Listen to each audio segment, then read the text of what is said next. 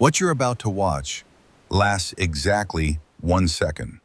1 second slowed down 480 times. Because inside this 1 second, your car will make 15 decisions, fire 4 hidden explosives, and deploy 40 years of engineering, all to save the life of someone who hasn't even realized anything is wrong yet. This is the anatomy of a crash.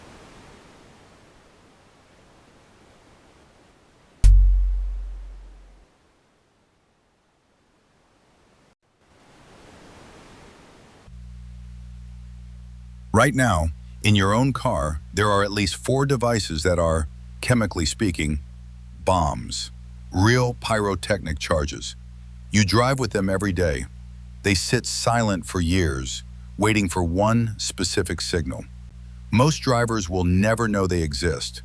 By the end of this second, you'll know exactly where they are, why they're there, and why the third one is hidden in a place you'd never expect. Let's start the clock.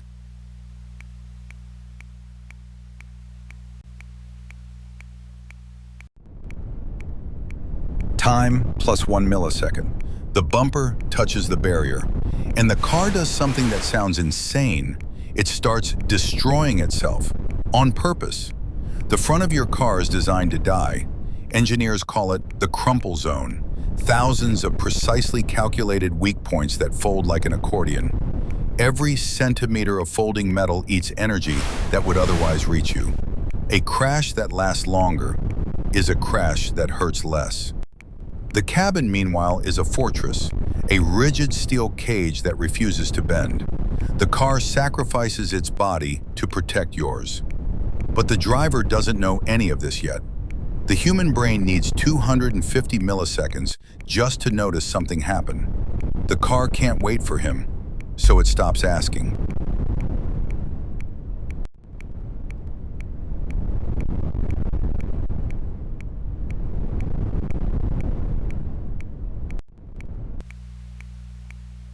Under the center console sits the most underrated computer in your car.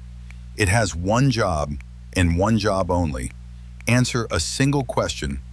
Is this a real crash?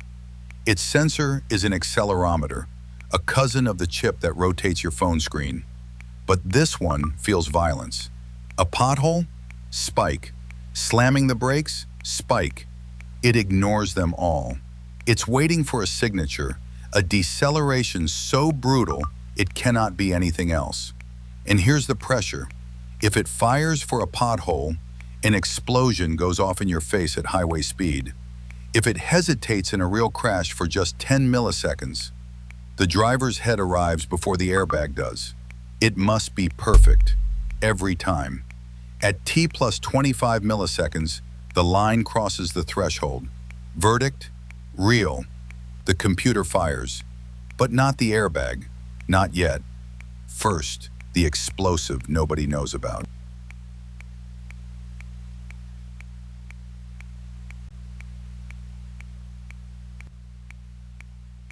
Remember the third bomb I promised? It's not in the steering wheel. It's inside your seatbelt. It's called a pretensioner. The moment the verdict comes, a pyrotechnic charge the size of a coin fires inside the belt mechanism, and a piston yanks the belt back, hard. 10 centimeters of slack, gone, in 5 milliseconds. Why does that matter? Because in a crash, 10 centimeters of loose belt means your body builds up speed before the belt catches you, and then it cuts into you like a blade. The pretensioner pins you to the seat before your body ever starts moving. An explosion used as a hand that holds you still. And notice what hasn't happened yet. 50 milliseconds in, metal folding, belts detonating, and the airbag, the thing everyone thinks of first, hasn't even fired. It goes last. Because it's the most dangerous of all.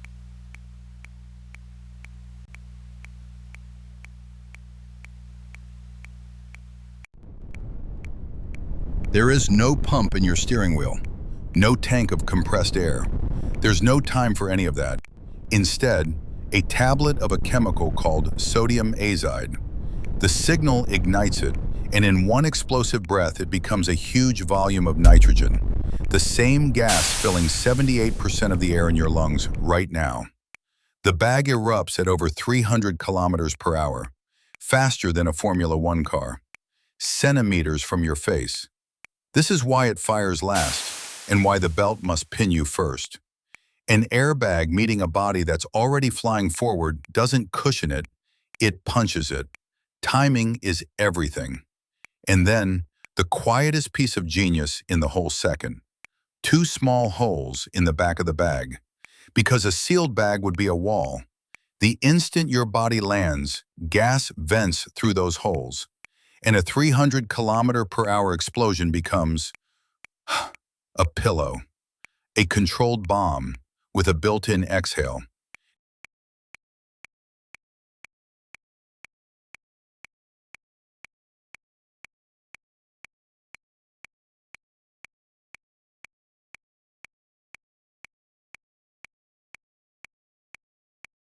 The body is caught, but the car isn't done. In the remaining 900 milliseconds, it cuts the fuel pump, so nothing feeds a fire. It unlocks every door for whoever comes to help. It lights the hazards. And in most modern cars, it's already dialing emergency services with your exact location, before the driver has finished his very first thought, which is usually just, "What?" T plus 1 second. Done. The car is wrecked. The human is bruised, shaken, and alive.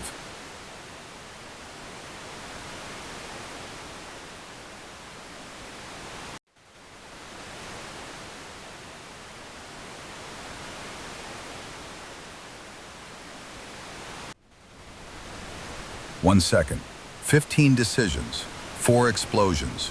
40 years of engineering, sitting silently in every car in this city, hoping to never be needed. You'll never feel them. That's the point. The best engineering is the kind you only meet once, on the worst day of your life, and it works. Next time, you step into an elevator hanging by cables over a 60-meter drop. So why is it almost impossible to fall? The answer is a 170-year-old trick, and it's hiding right above your head. This is How It Works Lab. Curiosity engineered. Subscribe and see the machines the way they really are.